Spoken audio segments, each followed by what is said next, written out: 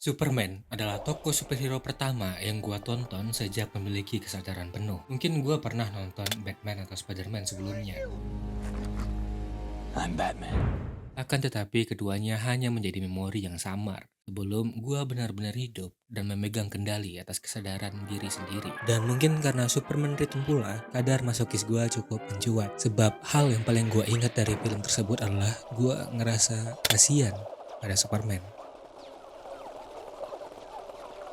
Karena meski yang gua saksikan adalah sosok yang begitu perkasa hingga peluru pun gak mempan, lelaki dengan celana dalam di luar itu tampak memilukan. Dari momen tersebut, potongan media Superman lainnya bisa gua konsumsi dengan adanya lautan internet. Hingga pada akhirnya 2013 tiba.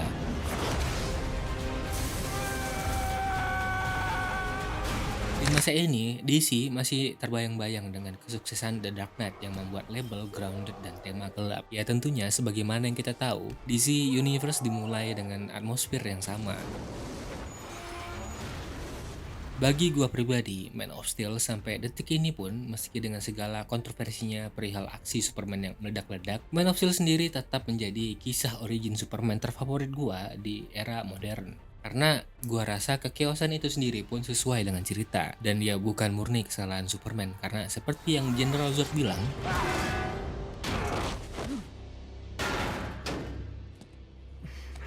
I was bred to be a warrior, Cal. Trained my entire life to master my senses. Where did you train? On a farm? Here it is!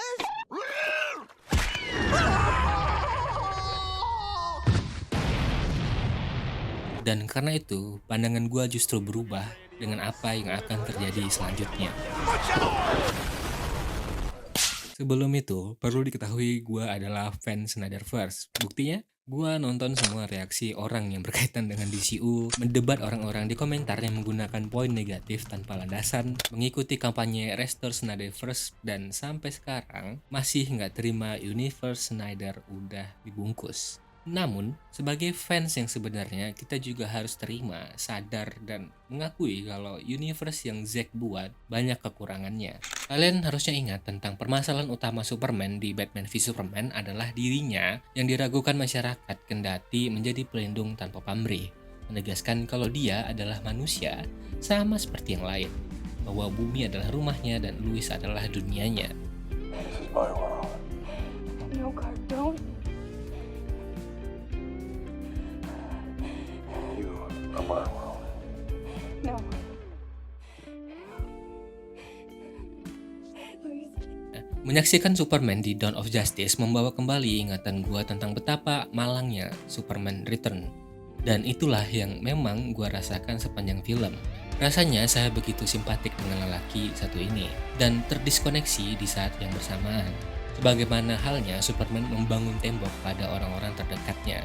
Sehingga gue juga ngerasa Superman benar-benar sebuah sosok yang nggak bisa digapai, dan itu yang membuat gue ketika nonton Batman v Superman seolah diselimuti suasana yang suram, lelah, dan enggak termotivasi. Superman arahan James Gunn juga mengangkat hal yang sama, akan tetapi gue sama sekali enggak merasakan emosi-emosi negatif tersebut. Justru yang gue rasakan adalah kehangatan, energi gue terasa pulih, bahkan tahan untuk enggak tidur dan tetap energik hingga detik ini. Jam berapa sekarang? Jam 10 pagi. Dan yang lebih penting lagi, gue bisa merasakan harapan. Kenapa? Apa karena tone pewarnaan yang cerah, komedinya yang gak garing dengan penempatan yang pas, minim slow motion, atau mungkin karena musik upbeat yang khas film-filmnya superhero James Gunn?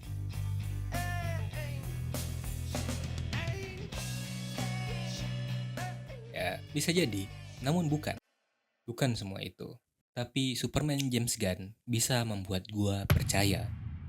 Gua bisa percaya dia adalah Superman karena dia memang super kuat dalam pukulan, super cepat untuk menolong warga di tengah pertarungannya, super ramah pada orang-orang, super tebal untuk menamengi warga, dan super tulus dalam melakukan segala hal di kesehariannya, baik saat menjadi Clark Kent maupun Superman. Gua percaya kalau dia bukan sekedar alien tapi makhluk bumi, besar dan tumbuh di antara kita dengan struggle-nya saat sekedar mengurus peliharaan, masih butuh nasihat orang tua, naif dan mudah percaya omongan orang, mau berdiskusi, mengutarakan opini, ketakutan, geram, resah layaknya manusia. Gua percaya Louis adalah dunianya saat dia bisa bicara hati ke hati dengan sang kekasih, membuka diri, membagi keresahan tanpa menyimpannya seorang diri karena dia butuh tempat. Zona nyaman yang mana itu ada saat dia bersama Louis. Dan apakah Superman-nya Snyder nggak begitu? Hi.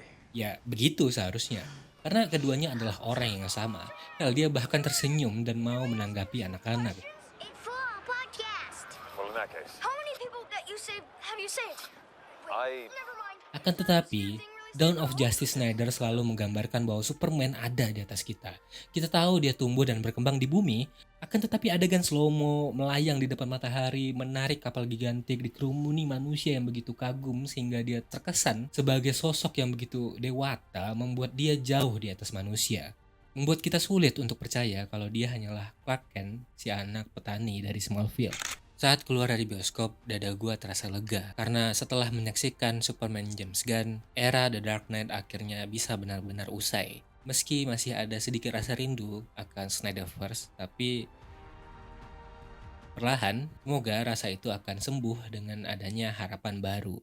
Dan untuk orang-orang yang masih ragu buat nonton, gua jamin kalian nggak akan kecewa. Yang kita inginkan adalah melihat superhero DC kesayangan kita untuk berhasil dan tampil di layar lebar. Dan Superman James Gunn adalah gerbang baru, harapan baru untuk masa depan Cinematic Universe DC.